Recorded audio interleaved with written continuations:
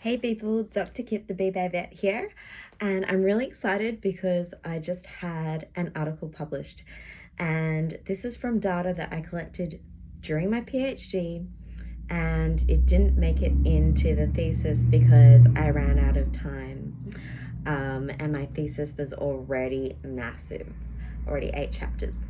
So it's really cool because it's on something that's really important to me and exciting. It's about bee hotels.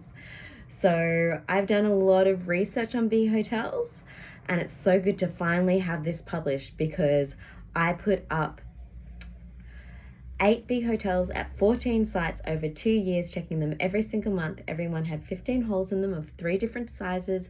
I collected all the finished nests. I reared them in the lab. I recorded how many bees emerged. I measured their body size. I determined which species they were. I determined which sex they were.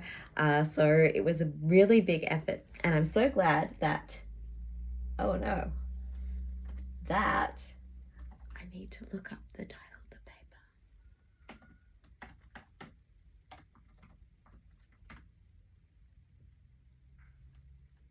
And I think I entered my password wrong.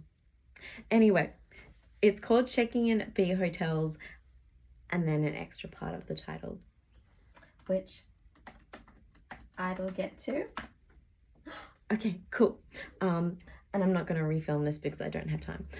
Checking In at Bee Hotels, Trap Nesting Occupancy and Fitness of Cavity Nesting Bees in an Urbanized Biodiversity Hotspot, published in the journal Urban Ecosystems, open access, so you can all get a read of that, because usually I can't pay for open access because I don't have funding, but this one I was able to manage open access so anyone can read it and download it. So what did I find? Well, I found that the smaller hole diameters were preferred, which is an important point because many of the bee hotels that you can buy commercially, say at Bunnings or at Aldi, the hole sizes are too big. I also found that native bees do use them, so they actually aren't useless. The native bees do not only use them, they emerge successfully, but they need to be designed properly. So these ones, I did a lot of reading of the literature before I designed these, rather than just being like, oh, this is what everyone's doing, or this what looks cool. Practicality over aesthetics. I mean, you can make them fancy, but make sure you get the design features right. So I found 24 species use my bee hotels. This is more than any other study in Australia. So lots of species can and will use them. Another important thing is to have a lot of native flowering vegetation around the bee hotels. I found the high proportion, the native plants, more bee hotels were used. I put them up in 2 different habitats.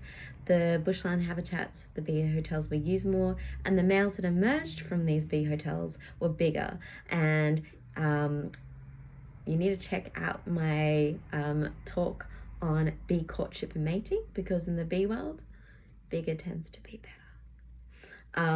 So yeah, check that out. Might be doing it at LoveX, which used to be called Sexpo, but LoveX in Brisbane. So hopefully I'll be doing that and you'll learn all about bee sex and courtship. But back to bee hotels, which is the next step. It's when they lay their eggs.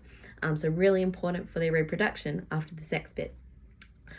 So some species really love the bee hotels. If you're in Southwest Western Australia, Megachile erythropyga loves them. An interesting thing as well is that you get a different representation of species that use the bee hotels versus the ones that are in the field. So if you want to learn more about bee hotels, as it relates to all across Australia, I also have a book for you that has, it's less science jargony, more pictures of our beautiful native bees, and it's called Creating a Haven for Native Bees. So if you want that, DM me on my Instagram at @beebayvet_performer.